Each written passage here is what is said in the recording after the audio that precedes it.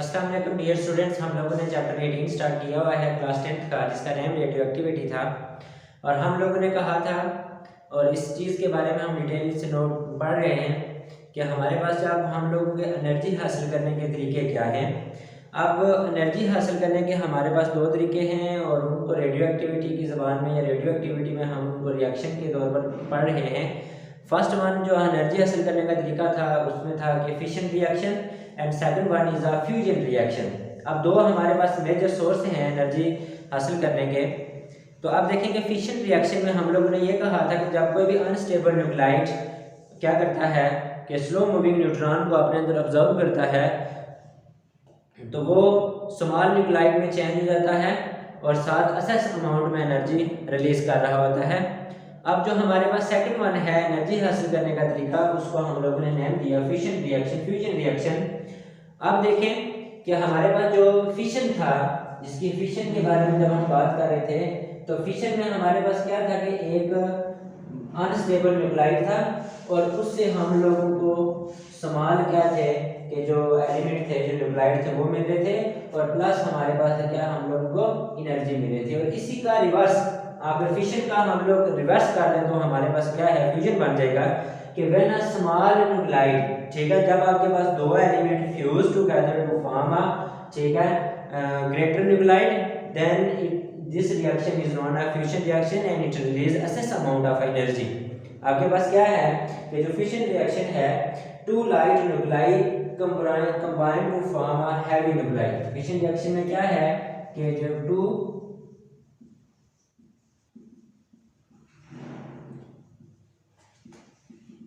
combine to form a heavy nuclei and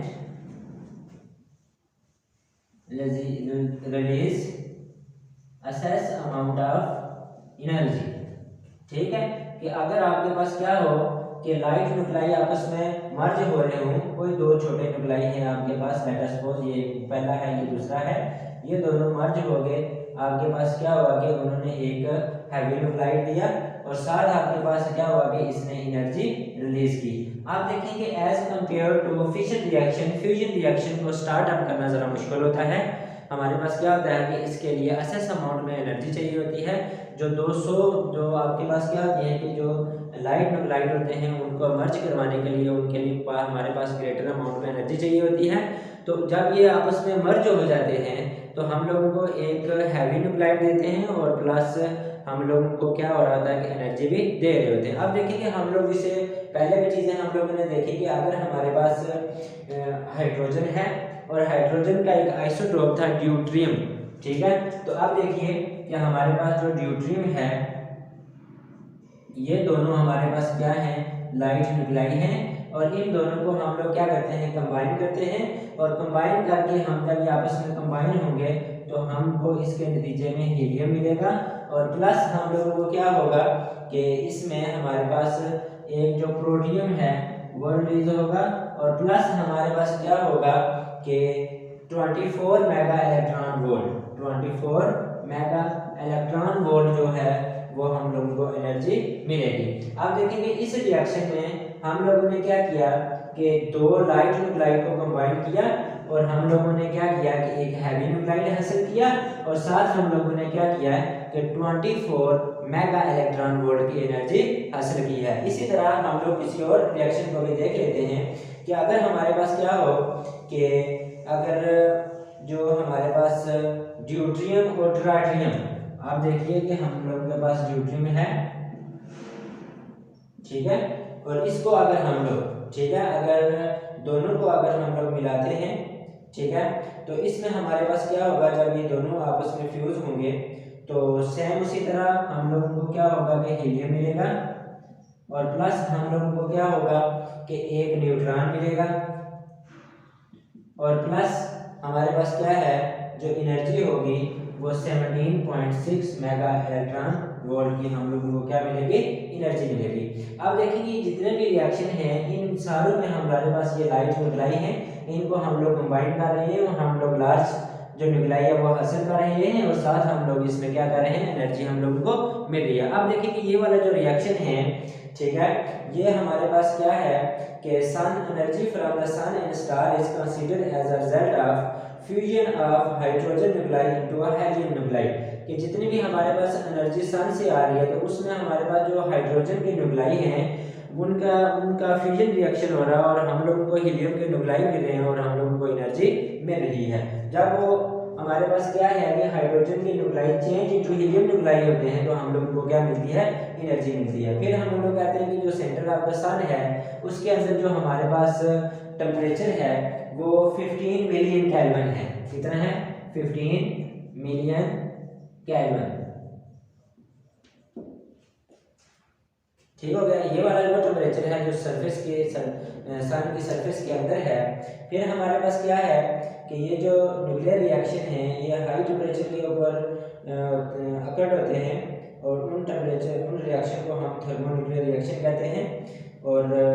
ये हमारे पास क्या है कि हाइड्रोजन एटम न्यूक्लाई फ्यूज होती है to form a helium nuclei. 2 proton हमारे पास और फिर हमारे पास किसी में 1 प्रोटॉन बन रहा था, किसी में 2 प्रोटॉन बन रहे हुए, किसी में हमारे पास 17.6 मेगा इलेक्ट्रॉन वोल्ट की एनर्जी है, किसी में हमारे पास 24 मेगा इलेक्ट्रॉन वोल्ट की एनर्जी है। तो आप देखेंगे ये हमारे पास रेडियो एक्टिविटी के चैप्टर में 2 टॉपिक थे, fission reaction and fusion reaction. ये 2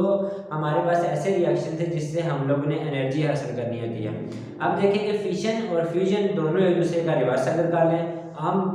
आप जो बात याद रखने की रखें, तो आप देखेंगे फ्यूजन में हम लोगों ने ये बात की है कि जब आपका एक unstable heavy nuclide change into a smaller nuclide then it release an excess amount of energy, और उसके नतीजे में आप देखेंगे जब फिशन बढ़े थे उसमें भी हमारे पास न्यूट्रॉन जो थे वो एमिट हो रहे थे। फिर हमने उसको चेन रिएक्शन का भी नेम दिया था कि जो उस प्रोडक्ट में हमारे पास न्यूट्रॉन है तो वो जो 7 प्रोडक्ट उसके में चीज़ें आई हैं उसको मज़ीद वो उसके अंदर फ्यूज़ होकर उसको उस मज़ीद हिस्सों में तकसीम करेगा। फिर आगे जाके 3 से 6 न्यूट्रॉन होंगे, 6 से 12 हो जाएंगे, करते करते आगे आपके न्यूट्रॉन बढ़ते जाएंगे। जितने ज़्यादा न्यूट्रॉन बढ़ते जाएंगे उतने प्रोडक्ट को वो क्या करेंगे, अवेल करेंगे और प्रोडक्ट में उतनी ही अमाउंट में एनर्जी रिलीज होगी। तो फिर ये जो चेन रिएक्शन होता है ये कंट्रोल रिएक्शन किया जाता है जो न्यूक्लियर रिएक्टर में जो किया जाता है। तो इसमें जो बोरान या कैडमियम के राड होते हैं वो यूज़ किए जाते हैं। उसकी यह खासियत, ये प्रॉपर्टी होती है कि जो न्यूट्रॉन होता है उसको अपने अंदर ऑब्जर्व कर लेता है, तो मज़ीद जो न्यूट्रॉन होते हैं वो ट्रिगर नहीं करते